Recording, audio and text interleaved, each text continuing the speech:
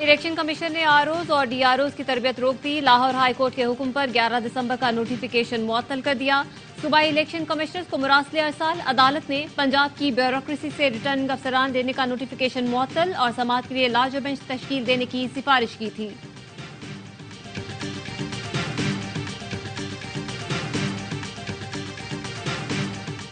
Petition file करने का बिल्कुल मकसद नहीं था कि इलेक्शन में ताखीर हो। इंतखाबात में ताखीर हो रही हो तो हो सकता है पिटीशन वापस ले लें। बैरिस्टर अली जफर की ऑफ द रिकॉर्ड में गुफ्तगू। कहा, इसमें कोई शक नहीं कि इलेक्शन वक्त पर होंगे और होने चाहिए। पीटीआई में बहस हो रही है कि स्टे की दरख्वास्त वापस लेनी चाहिए। स्टे ऑर्डर से लग रहा है कि इलेक्शन में ताखीर होगी।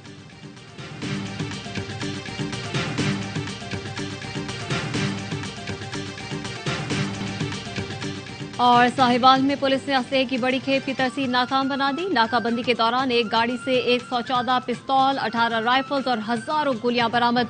पुलिस ने असलहा कब्जे में लेकर नौशहरा के रिहायशी मुलजिम नईम को गिरफ्तार कर लिया। साइफर केस का ट्रायल इन कैमरा होगा। कार्रवाई प्रिंट, इलेक्ट्रॉनिक और सोशल मीडिया पर नशर करने पर पाबंदी आयद। खुसूसी अदालत ने हुक्म जारी कर दिया। खिलाफवर्जी पर ऑफिशियल सीक्रेट एक्ट के तहत कार्रवाई होगी। सरबरा पीटीआई और शाह महमूद की फैमिली की मौजूदगी मशरूत होगी। फैमिली मेंबर्स भी अदालती कार्रवाई किसी जगह बयान नहीं करेंगे।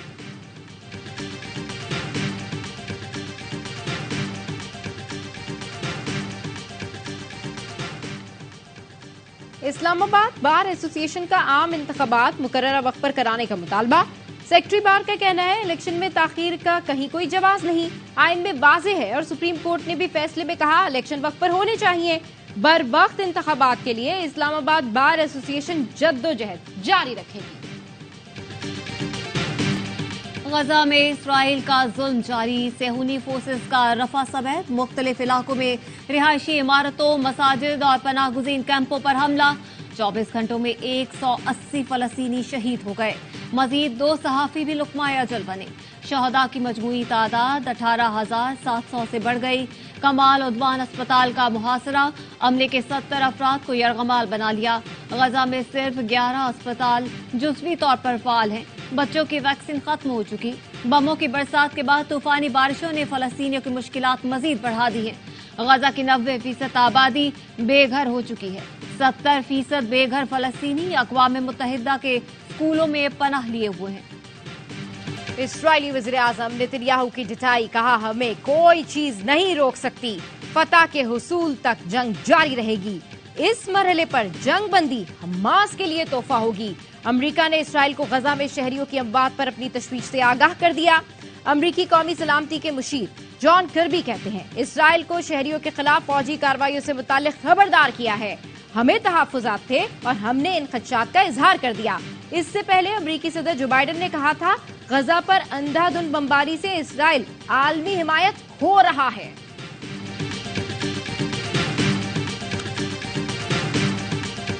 Army chief general Asim Munir का पेंटागन का दौरा। अमरीकी वज़ीर दिफा लॉयड ऑस्टिन ने army chief general Asim Munir का इस्तकबाल किया।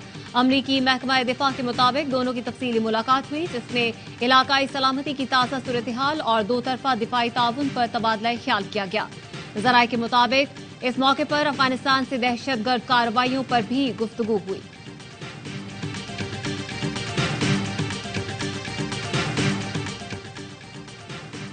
अदालती मुआवनीन की तकर्रुरी के लिए chairman peoples party Bilawal Bhutto की दरखास्त मंजूर। सुप्रीम कोर्ट ने साबिक वज़ीर आज़म जुल्फ़िकार भुट्टो सदारती रेफरेंस की गुज़िश्ता समाअत का तहरीरी हुक्मनामा जारी कर दिया।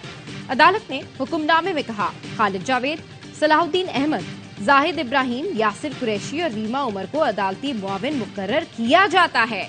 अदालती मुआवनीन का तकर्रुर आईनी कानूनी अमूर में शिरकत के लिए किया गया है। कैनेडियन वज़ीर आज़म जस्टिन ट्रूडो ने एक बार फिर भारतीय दहशतगर्दी को बेनकाब कर दिया। इंटरव्यू में कहा, भारत को रोकने के लिए हरदीप सिंह के कत्ल का मामला अवामी सतह पर उठाया। सिख रहनुमा के कत्ल में भारत के मुलव्विस होने के शवाहिद हैं जो उसी तरीके से जाहिर करेंगे जैसे अमेरिका ने किया। G20 इजलास में भारतीय वज़ीर आज़म के साथ मामला उठाया, लेकिन ये मुस्बत साबित नहीं हुआ।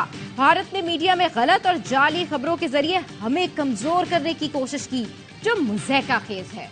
निगरान वज़ीर आला पंजाब में कम अज कम उजरत की अदायगी यकीनी बनाने का हुक्म। मोहसिन नकवी ने कहा कि इंडस्ट्री और दीगर इदारे कम अज कम उजरत अदा करने की जिम्मेदारी पूरी करें। हुकूमत मजदूर और मेहनत कश को हक दिलवाने के लिए तमाम तर मुमकिन इकदाम करेगी।